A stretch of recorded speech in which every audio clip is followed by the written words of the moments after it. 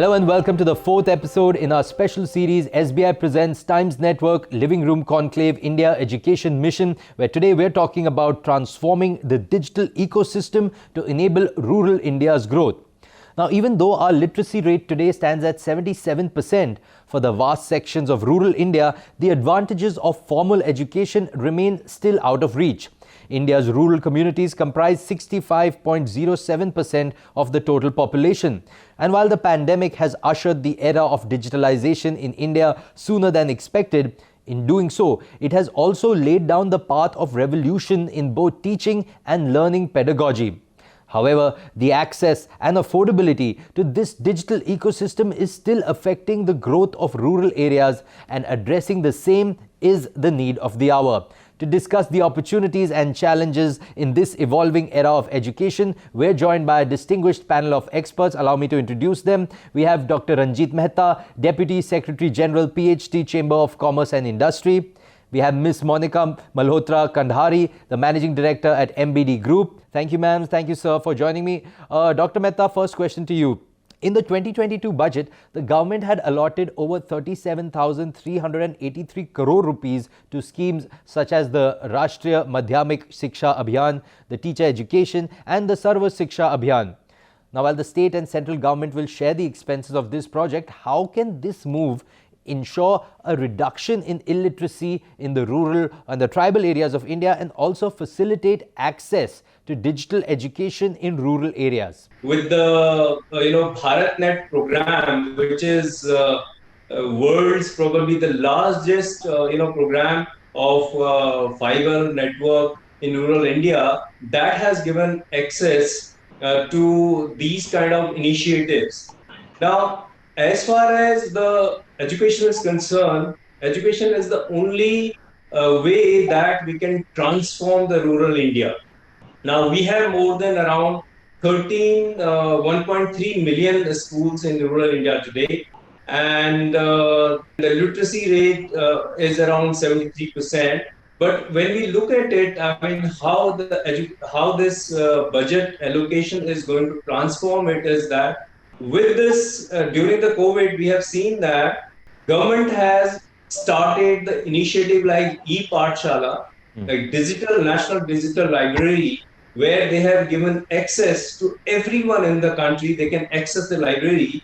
Now, there are many other, non-profit organizations also who are doing a lot of work, but still I think that the digitization in rural areas is not accessible to most of the people, and infrastructure is the main reason for that. The government has been trying a lot through BharatNet, but I feel that there is still a need to have a robust infrastructure if we really want to give the digital education to each and everyone, to the person who is in the last line in the rural areas, because there are many schemes government has come out with, like aspirational villages are there, aspirational villages scheme is there. But still, I feel that to enable this, we need proper infrastructure where people can have access, not only access, but access to the cheaper or reasonable, internet. Though we have seen that there has been a tremendous jump in the internet subscribers in rural areas. We have seen that from 2015 to 2021, there has been a jump of around 200%. But to give the education... Right. So, Dr. Mehta, I'll come back to you on this infrastructure, because absolutely it's a very important point. That is the base, the foundation.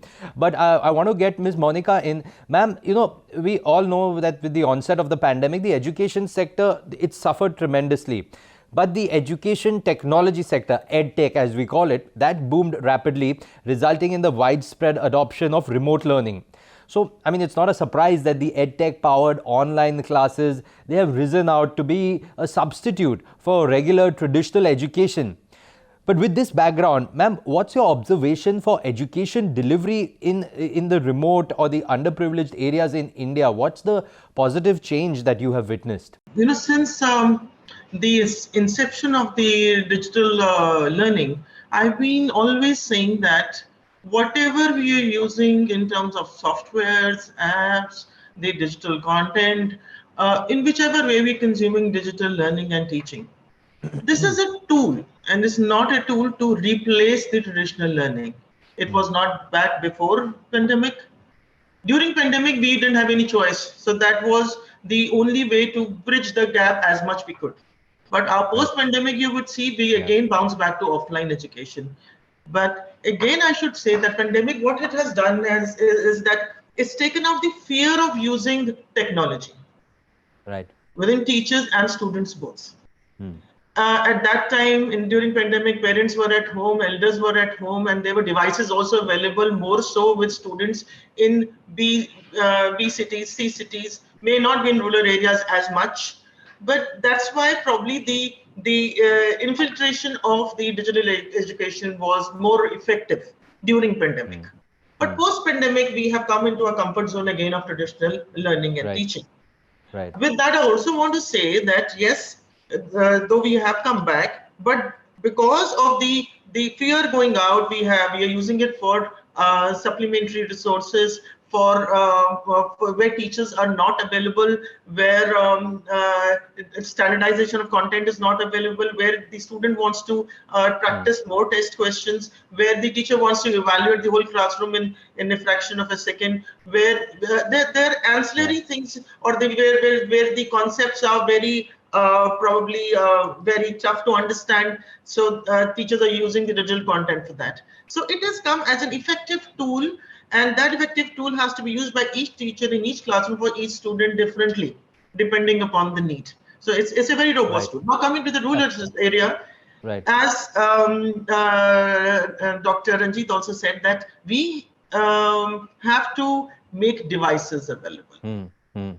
Then we also have to see the connectivity is also available. Though there are a lot of missions and campaigns taken by the government where they want to lay the national optical fiber network, where each college and school has to be linked with that. So that's a very good initiative. Not many initiatives government has taken beyond than that to bring digital learning gap, reducing the digital learning gap. Though in rural area, if you say, then they're active users in rural and urban area both. The gap has reduced during pandemic, but yes, now we have to work more towards the infrastructure, making the resources available. Absolutely. But now, before we get to infrastructure, Dr. Mehta, coming back to you, so, I want to talk to you a little bit about the role of government initiatives like Samagra Shiksha and BharatNet. You spoke about BharatNet earlier also. How have they, what's the role that they have played in speeding the implementation of ICT, making use of digital resources for learning, like the establishment of smart classes, ICT labs, and digital books, thereby, basically improving overall digital infrastructure of education and also lessening the digital gap between rural and urban areas. So just your thoughts first on the government schemes, and then I'll come ahead to ma'am also. Today, if we don't have the digital access, anybody who doesn't have the digital access, that means we are not including him into inclusive growth. So it's very important that digital access has to be there for each and every one. And for that, we need to have a digital infrastructure. And as far as the education is concerned, there are many schemes like e-Pathshala, Diksha, Swayam Prabha, National Digital Library, and to have the access to these digital education systems, people should have the internet access. So, and this, like through mobile, people can have access, but it is not to download some heavy stuff. So if you really are talking about the digital education to educate people in the rural areas, then in that case, it is very important that our digital infrastructure has to be very, very robust. And Absolutely. as I told you, BharatNet is one such initiative through which probably we can have a better digital access for the people. But the scheme is still needs it still Right. has to go to the deeper areas. So there has been tremendous improvement, and we hope that by 2025 there'll be more than 1 crore and 113 crore people who will be having access to internet, and it is Right. increasing on a daily basis. But still, in rural areas, I think that even in schools, wherever there are schools, if there are schools, then there is a lack of teachers. So, in Yeah. the absence of teachers, probably, again, to access those digital tools, that's a problem. Probably that needs to be addressed at the block level, at the Right. district level, Right. SC level. Then only those rural people can be given this, Very e-education. well. On that note, it's time for a very short break. Don't go anywhere. We'll be right back.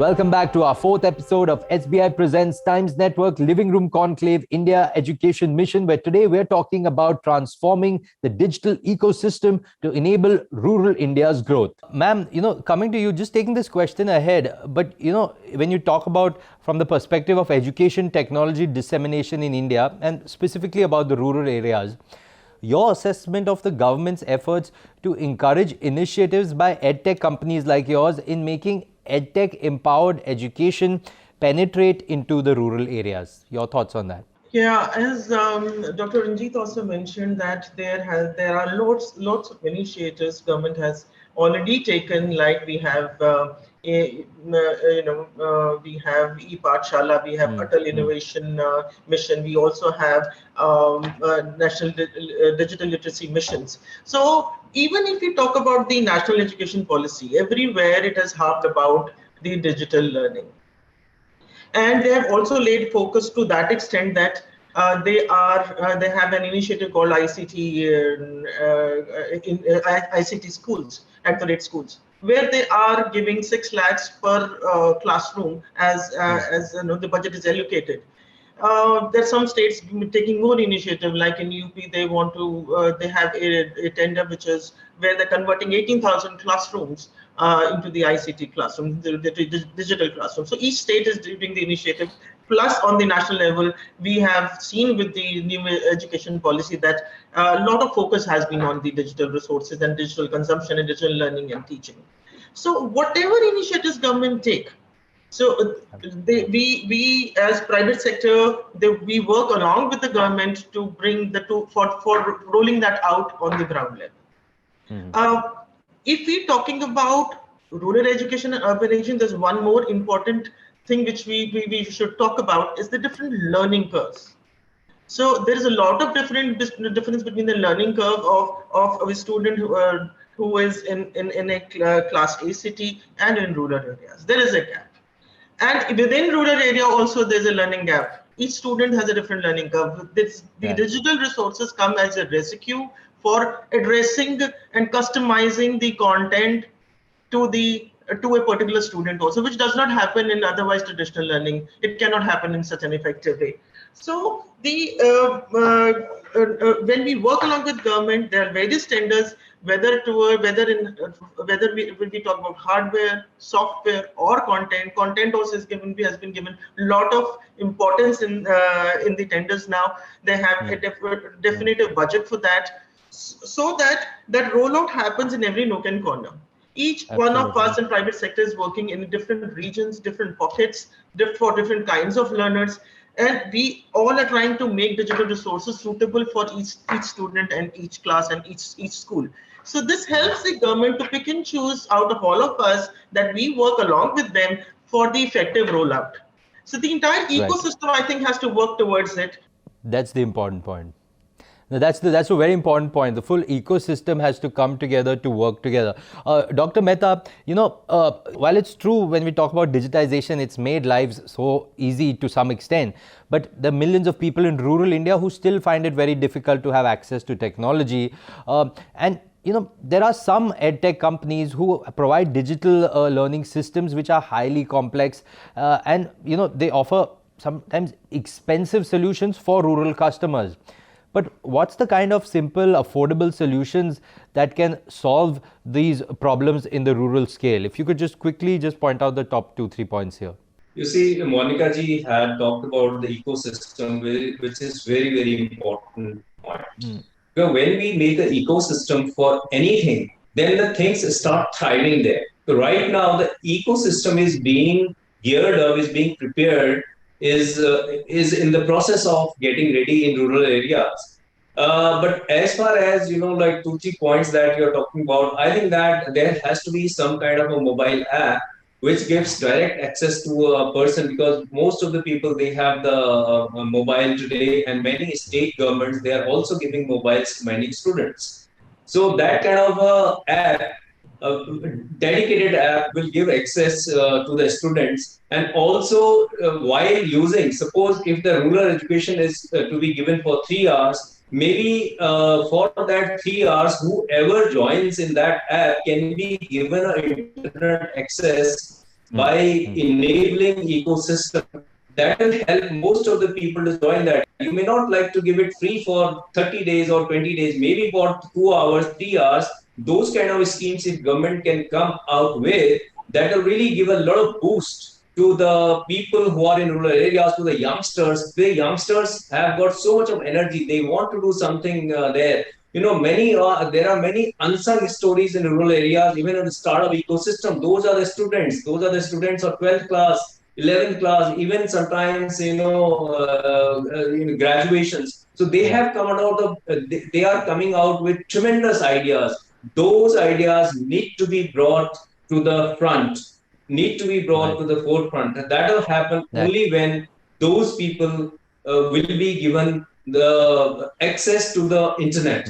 And I think that they are waiting for that, because today we think of the internet, but internet is there. Many people in rural areas, they do not have money. They are still looking for these kind of things. And I think that if that can be made through this ecosystem, that will give a lot of boost to most of youngsters. Yeah. Ma'am, like we've spoken what Dr. Mehta was saying, and we know these edtech platforms that are working both with private institutions and government ones. How do you feel this partnership has helped in overcoming India's main issues in making quality education available to rural or tier 2, tier 3 cities also, and thereby allowing edtech to function and help and expand this technology-enabled education there? See, first I want to just add a bit when I wanted to add over there. So there are a lot of things which we can do in the rural area. Right now, when connectivity is an issue, that we can have preloaded content devices whereby these students do not require connectivity. So offline, online content, wherever the availability of internet is there or not. We also can create internet hubs in different rural areas where the children can come, they can avail of the digital resources as the case may be. And when you spoke about how expensive it is, we need to see that there are a lot of players. Like we have our app called Ahsoka, under which we give the same kind of resources, software and everything, and digital resources, all kind of services and products a school requires at a price point which they're anyways paying for the books. We're hardly marking it up. So what I'm saying is that the affordability is a very important point. Whatever we do in education in India, especially so, and in any developing country, first thing is affordability.